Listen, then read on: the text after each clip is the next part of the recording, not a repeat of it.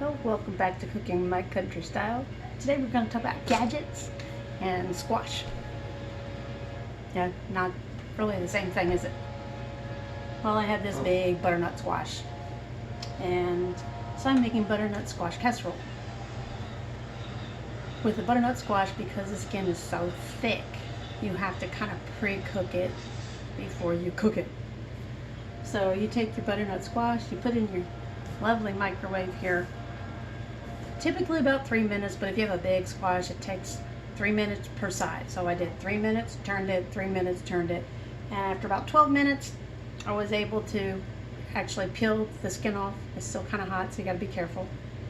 So when it comes out, the skin looks kind of like this. It actually looks kind of like cooked brown. And then you can peel it with your fingers off.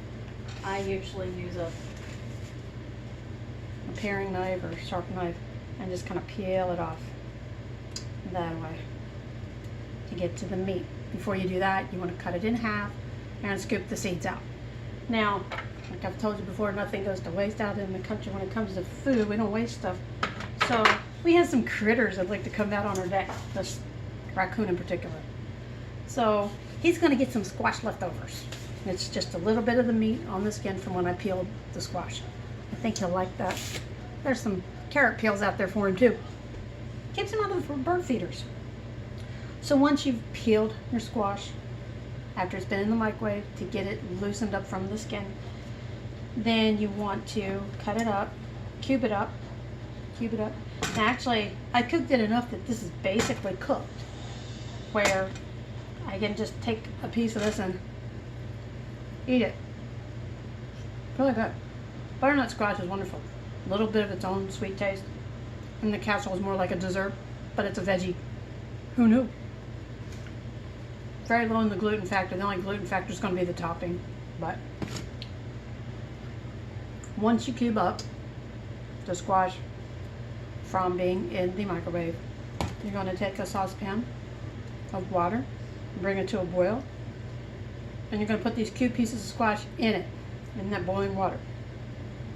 You're going to let it boil for about 15 minutes. It's kind of like making potato salad. You know how you put your potatoes in the water, you boil it until when you stick either a toothpick or a bamboo skewer goes in, comes out clean, and you can feel it goes in real easy. That means the meat's done. That's what you do with that same thing. Drain the water off. You put it in a nice big bowl. At least I did. Nice big bowl. And you use, and these are the ingredients, you do 3 cups of the squash, 3 eggs, 2 tablespoons of flour, a 1/4 cup of melted butter, not margarine. I don't use margarine because it's fake. And a cup of sugar goes in there, and 1.5 cups of milk. Mix that all up. It's in the oven right now. And I've got 27 minutes before it's done, so then we can do the topping. Well, for the topping, you use 16 ounce or half a box of vanilla wafers and half, 1 stick, which is a 1/4 cup of melted butter. Not margarine. Don't use the margarine.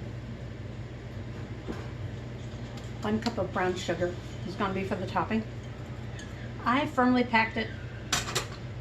The recipe doesn't call for it to be firmly packed, but everything else I've ever done is firmly packed, so that's what I did.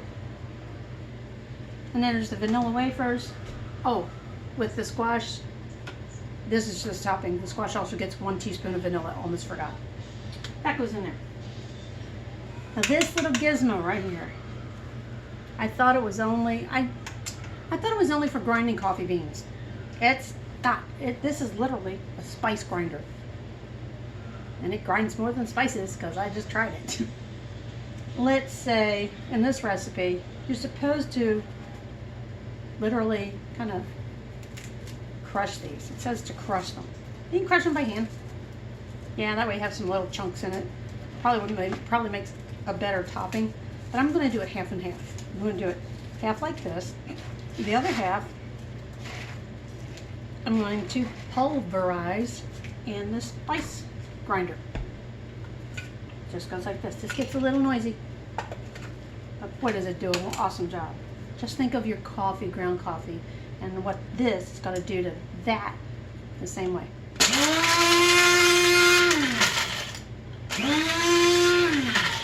And see, you can do it intermittent, but the trick is you turn it upside down, you got to smack it a couple times.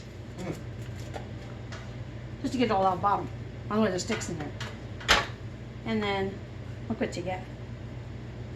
Vanilla wafer, almost vanilla wafer flour. It's so fine. There's no lumps. But we're gonna have some lumps in the topping. So I'm not gonna do the whole thing like this. I just want to show you what it would do with cookies, or vanilla wafers.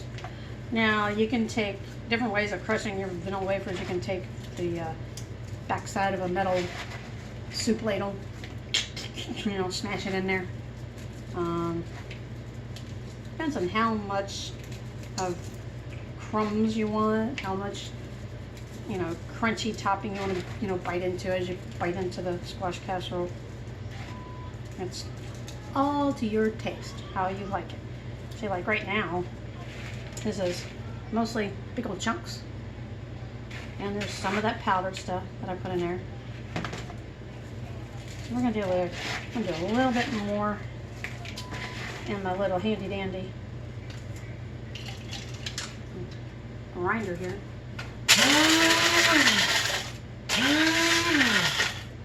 Doesn't take much. It's got the blades in this thing are really good. Now it's called a spice grinder. You can use it for spices. You can use it for crushing up cookies like I'm doing here. You can use it for pulverizing chocolate. Let's say if you like to make Christmas candy like I do.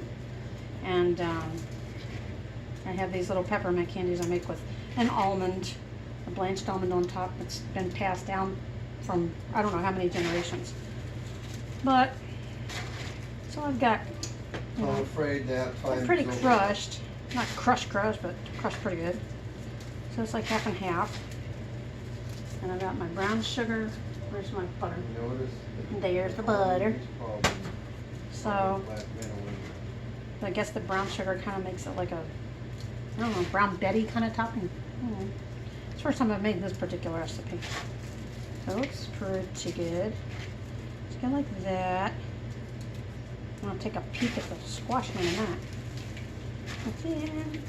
That's some big pieces, some little pieces, but it just says crushed. It doesn't say powdered, pulverized, it just says crushed. Well, they're pretty crushed. I mean, there's no whole pieces in there, just lumpy pieces. This is I call it a healthy dessert alternative because of the sweetness of it. For those of you who, whenever you hear the word squash, you go, squash. Okay. This is sweet squash. You ever had an acorn squash? You could probably make this with an acorn squash too. So I still have a spaghetti squash sitting back here that we're going to do something with it. Not right now, but we're going to do something with that. Show you how to cook that. You can make actually spaghetti squash noodles in place of having gluten-full noodles. Use spaghetti squash as your noodle, and you get the fiber, you get the vitamin benefits, and that makes it all gravy, right? Now, I know there's 20 minutes left on this, but I'm going to go ahead and put the other dry ingredient, which is the brown sugar, in with the crumbled cookies or wafers.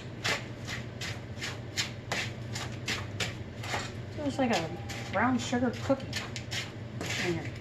I guess that's what you call it.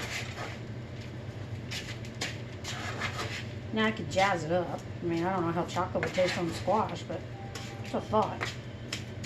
So when the casserole is done, the first step of it, you put it before the topping. It goes in the oven, 450 degrees for 45 minutes in a 13 by 9 by 2 pan. Now, if you want a deeper squash casserole, use the 8 by 8 pan. It's fine. You might have to cook it a little bit longer. Not much longer though, I wouldn't think. So there's the brown sugar and the vanilla wafers mixed together, just not without the butter. The butter helps brown it. That's all that does. Okay. I use generic wafers. Don't have to use fancy name brands. And let's say you want to make your own almond paste. Now, I haven't made almond paste yet, but this would be the perfect item to have to make almond paste. Almond paste is, I have to figure that one out. I have to make the recipe. But I can take a handful of almonds, just like this, put it in here. And the great thing, you don't need an on and off switch, you just use your hand. Just on and off. That's your on and off switch right there. Oh.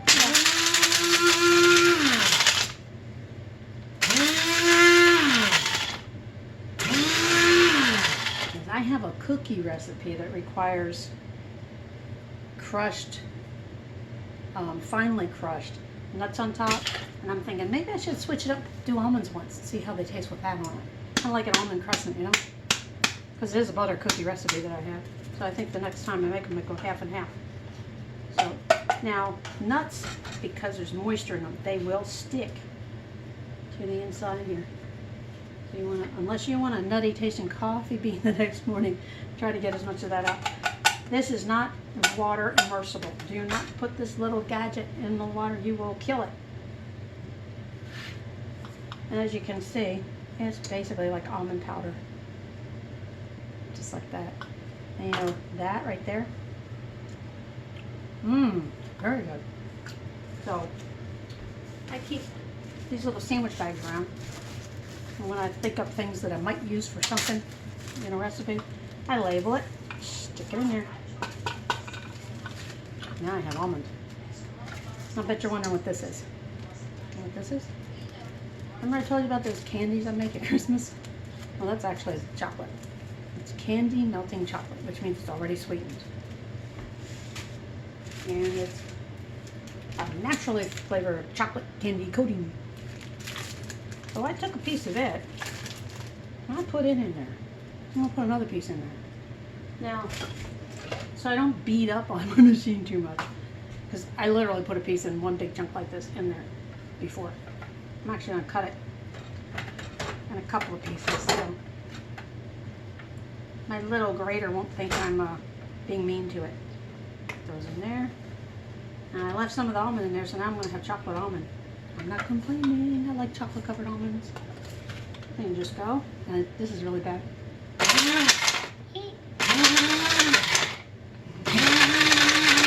This is when you can tell you have good blades.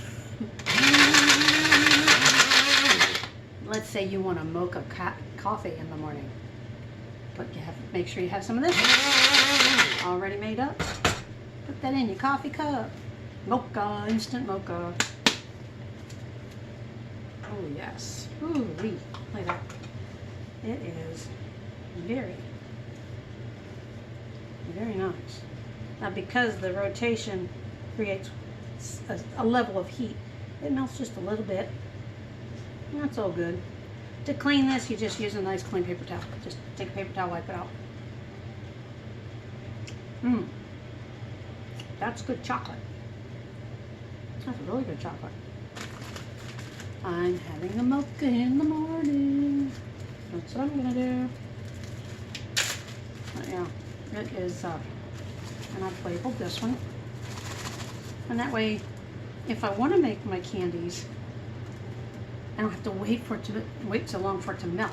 It's going to melt really fast because it's so finely ground in here. My body heat is making it melt as I'm trying to scoop it out.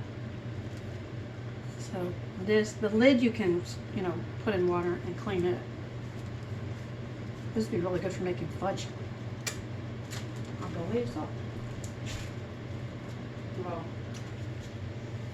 over top of the oven here, and the heat from the oven is causing the chocolate to get soft really quick. So wash this out.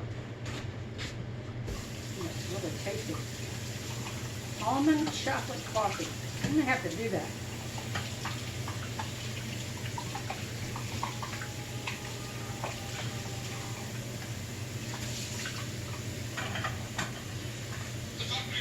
Like that.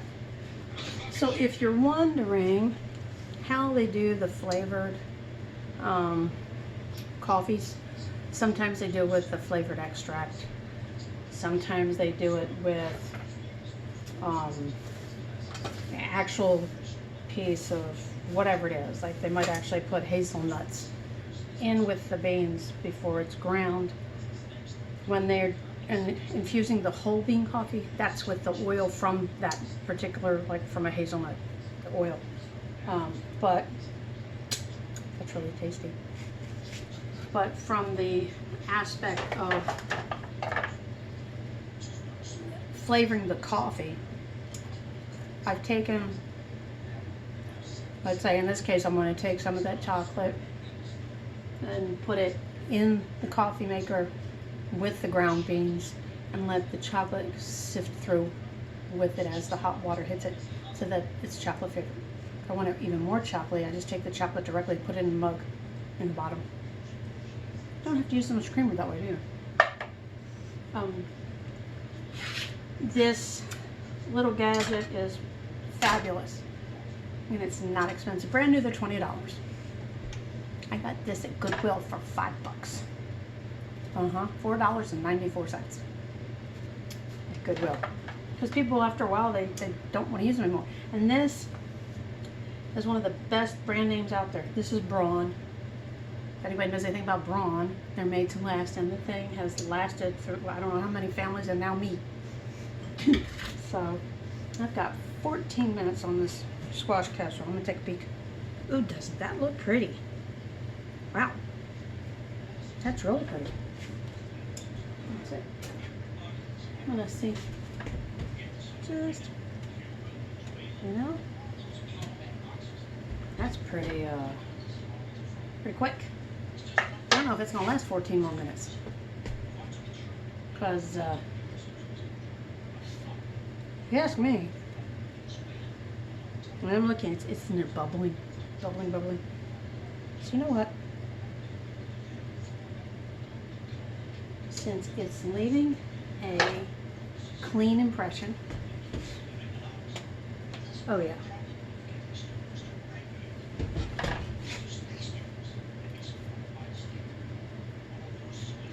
Ooh, that's like a dessert. Okay, we're gonna make up the topping. Yes, we are. We're gonna make up the topping. So I've got the cookies in here with the brown sugar in here and the butter on top. Well, butter's gonna use a fork whenever you're making toppings, especially like pie toppings, making the buttercream topping. You want to drizzle it and stir it with a fork, not a spoon, because then it clumps up. This way it keeps separating it for you, just like that. And I'll show you. It's like, you have to judge when you're cooking something, especially cooking something new. And I'm used to having a gas stove, so electric sometimes will cook a little bit quicker. I'm not real sure about this one, but anyway, this looks so decadent. Oh my gosh. Okay. That's only hot because there was something in the oven. So I'm gonna set this here, take out the casserole, and for the last 10 minutes, this is gonna be on top. Another reason why, because when I put the fork in, it came out clean. There's also a golden ring all around the edge, which tells me this is almost done cooking, even though it says I have 10 more minutes. So, I'm gonna put the topping on. I'm gonna put this right on here. Oh yeah. Ooh. Oh, this looks way too good. Who wants ice cream when you can have this? I mean, healthy, sweet. Well, yeah, I know the sugar's not such a great thing to have, but you know, it's better than some other things, right? Could be eating a big bowl of ice cream. And this is just a thin layer on top, so I'm gonna put that on. And I already tasted the good stuff underneath, and it is wonderful.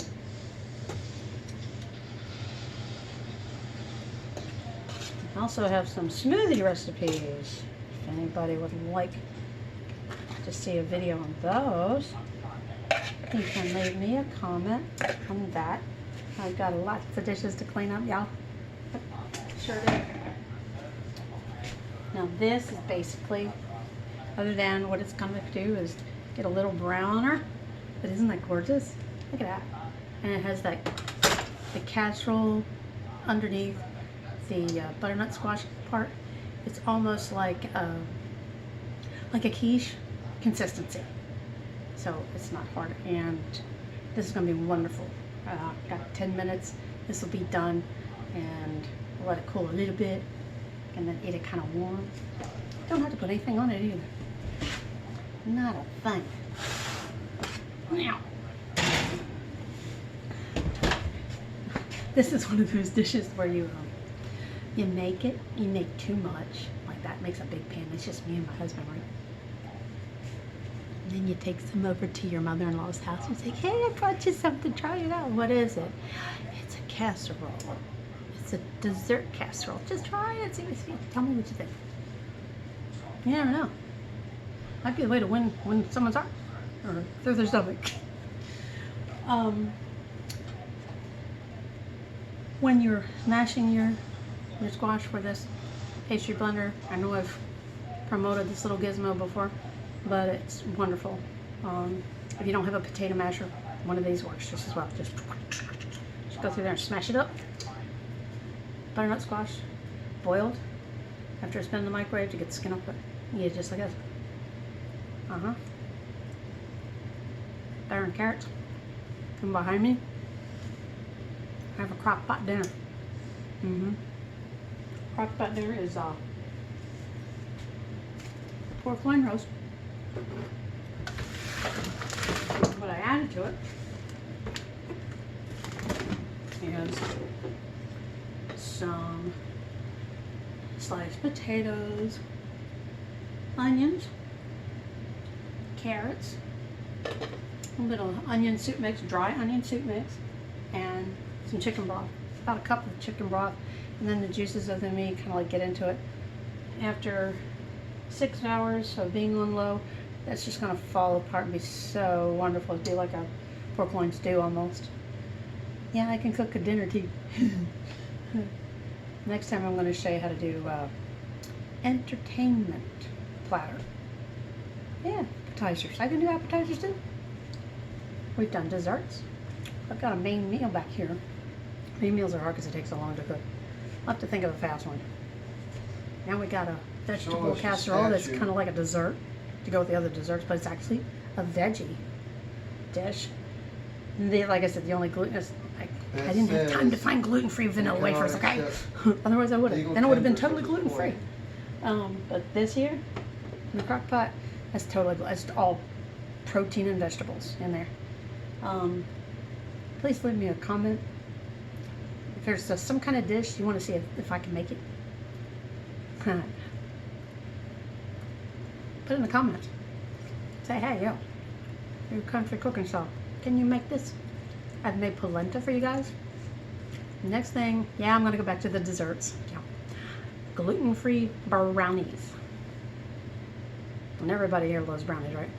So 7 minutes this is going to be done, but what you saw me put in the oven is basically how it's going to come out, just a little crispy.